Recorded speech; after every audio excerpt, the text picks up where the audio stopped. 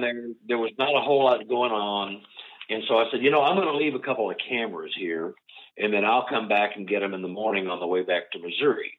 So this was about 1 o'clock. I placed the cameras, and we left and went back to camp and kind of fooled around and, went to exploring our campsite, and then just kind of called it a night. So I went back the next morning to get my cameras, and I go down there, and there's several logs that were big trees that were just kind of laying around. They'd been cut by hunters. Obviously, you wanted to get their kill out of there, so they cut these big trees.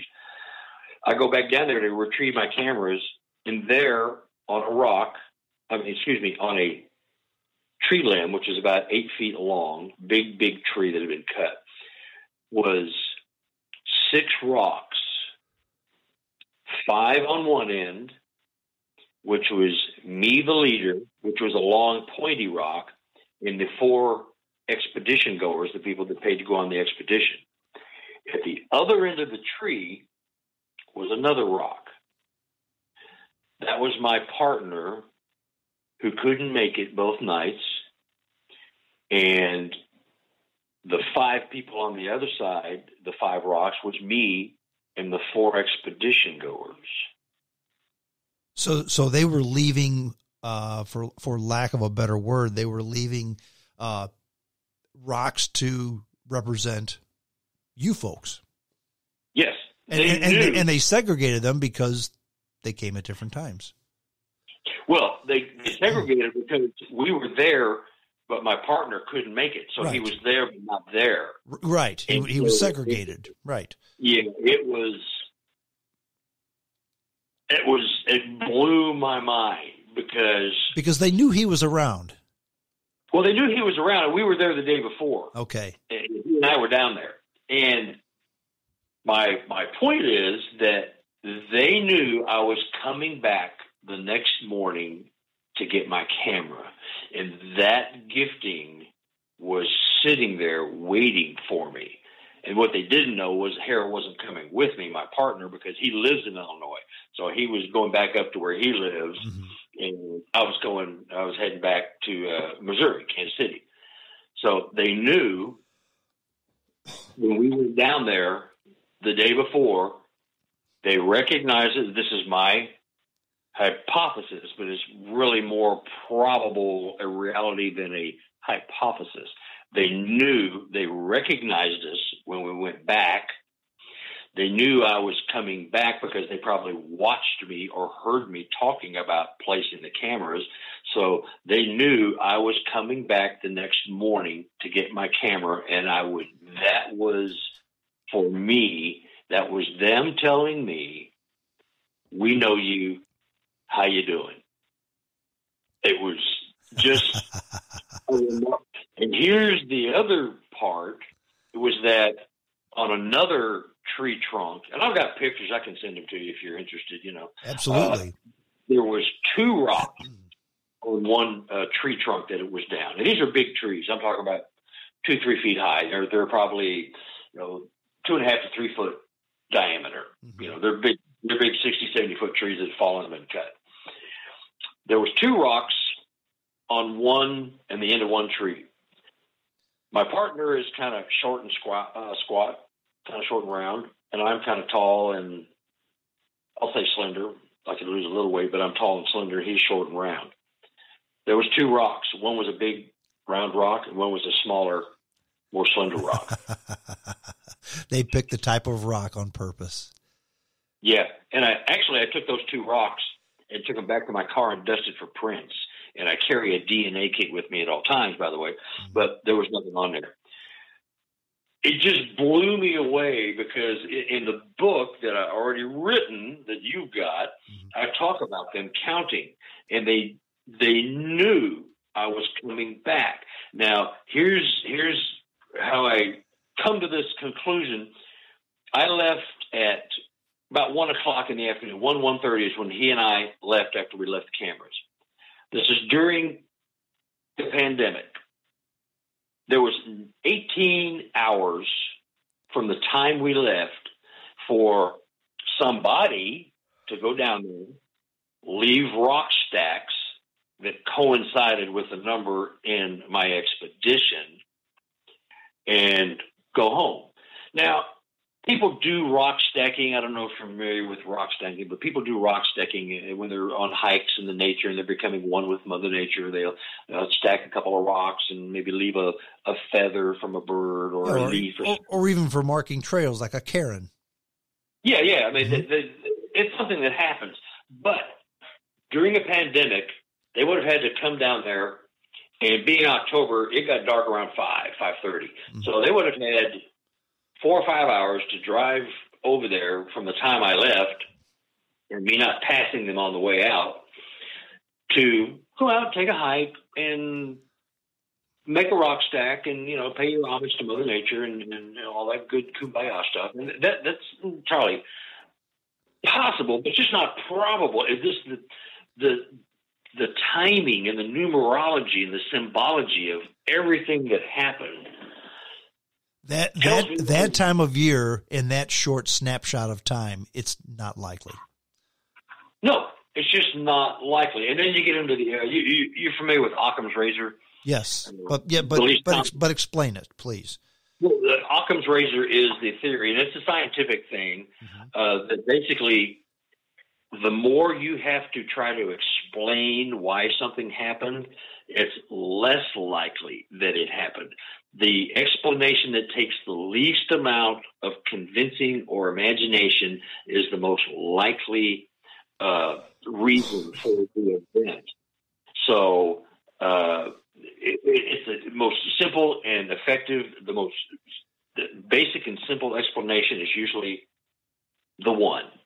And even though I'm talking about an esoteric, abstract situation, that is still more likely than random hikers. And there was nobody there, by the way. When we got there, there was nobody there. There's nobody there when we left. It's not a place that people go often. This little area, it's got a reputation of, you don't go here after dark. Nobody in town, not the baddest, most macho hunter that known to man will go in this area after dark. It's just got a reputation. So the likelihood is just not all that great. And it was what it was. It was them telling me, hey, we were from last year. And we were leaving these rocks because we want you. I think they were testing to see if I'd even notice. And, what if there was 7 rocks there and a squirrel was running by and knocked a rock off the tree? I mean, I've run through all the scenarios, and it is what it is. They left that there because they knew I was coming back, and they were saying, hello, we remember you from last year. People are going to listen to this and go, oh, God, I got smoked with something, Well, I kind of wish I was, but I wasn't. It was a hello. It was a tap on the shoulder. That's just what it was. Well, you use the term gifting. It was almost like they were giving you something. They were acknowledging you were there. This was kind of a gift. They stacked these rocks to acknowledge that you and your friends were there, and that's what they did. Yep. Did they leave the ultimate gift? And the ultimate gift they walked in front of the camera. Nope. No, they didn't. And I think that was the other kind of, FU was just like, well, we want to be friends, we want to communicate with you, but no, you're not getting a picture, and because they knew I was coming back to get them, and it was right by that tree. It was probably, 30 feet away and about 10, 15 feet straight up because we're, like I said, in a deep ravine. So bottom line, they knew it was Harold and I, and they knew I was coming back in the morning to get my camera. And that was there waiting for me. Pure and simple, end of conversation. That was it. I mean, that was what it was. You can tell me it was something else, but that's what it was. It's just that I was going, oh my God, they know us. They knew it was me. They knew it. They recognized us. They remember us. Oh my God. That's a lot of things. That's a fantastic story. And when I read your book, and more important, when I looked at the pictures that you had in your book, and these are things that I had seen in the woods many years. One of my favorite things to do is to go on long walks in the woods down paths that just aren't used very often. And then you're going on the regular path. You think off to the right. Well, here's a path that it looks like somebody has used, or maybe they used to use it a long time ago, but let's try going here, but keep our eye on this. So we're kind of close. We're not going to get lost, but we're off the beaten path. Mm-hmm. And you stumble upon things like stacked up limbs in a teepee type shape. Almost like little forts that kids would have made or something like that. And I've seen these often. And I've always thought to myself, why would somebody come all the way out here in the middle of nowhere and walk 4 miles from the trailhead to set this thing up that's not really a fort or a camp? They didn't use this to sleep. Why did somebody do this? And it's very obvious. It's very evident that something did this. It didn't happen just by chance. The wind didn't blow and these things didn't go together. But then when you showed me these pictures, I thought, this is what they do. Occam's razor. That's the simplest explanation. Yeah. The difficult explanation is, a group of people went out there and they walked 5 miles into the wilderness. They started to build a fort and then walked away. Nobody does that. Nobody does that. Yeah, there's rare occasions where survivalists, and there is a group that kind of does this thing, but it's very rare, and they live there and use the area, and then they leave. But it's very rare. There's some survival groups that go out and practice things of that nature, and they'll bring tarps and they'll make the teepee-looking structure, and then they wrap a tarp around it so they got a place to stay dry and warm, okay. so to speak. But it's very rare and few and far between that is done, and usually when they do it, they dismantle it. And so it's just the intricacy of these structures. Like I said in the book, what are the odds of 3 or 4 different species of tree coming together into a structure that could have fallen that way naturally? If you look at a structure, they're going to have multiple species of trees within that structure. Then you have to look up and down and go, where did this pine trunk come from? Where did this white oak branch come from? Because there's nothing from which they could have fallen. They were taken over there and made into a structure for a specific reason. Maybe the different species of trees mean different things. Who knows? But in my really simplest explanation is, if you think that falls randomly into these complex structures, you take 5 chopsticks, throw them straight up in the air. How many hundreds of thousands of times will you have to do that before it falls into a complex structure? Millions?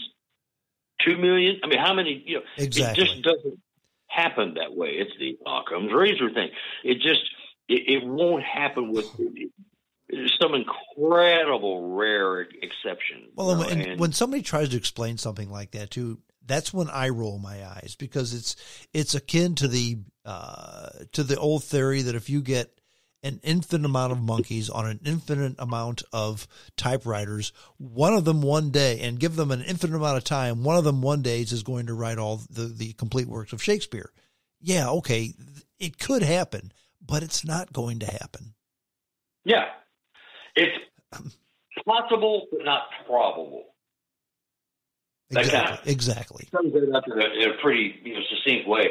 So in the hoaxing thing, well, if I'm a hoaxer and I'm an old comic, I'm a practical joker, I'm a smartass, I love a practical joke, but I want to see the fruits of my endeavors. Am I going to go 4 or 5 miles into the forest and put on a monkey suit and risk getting shot? Or am I going to go 4 or 5 miles into the forest and put together a big structure and it's going to freak people out? Well, I want to be there when I see the look on their faces. So am I going to sit there for weeks, months, years, waiting for the right people to walk by at exactly the right time, and how many people are going to walk back 4 or 5 miles into a forest. And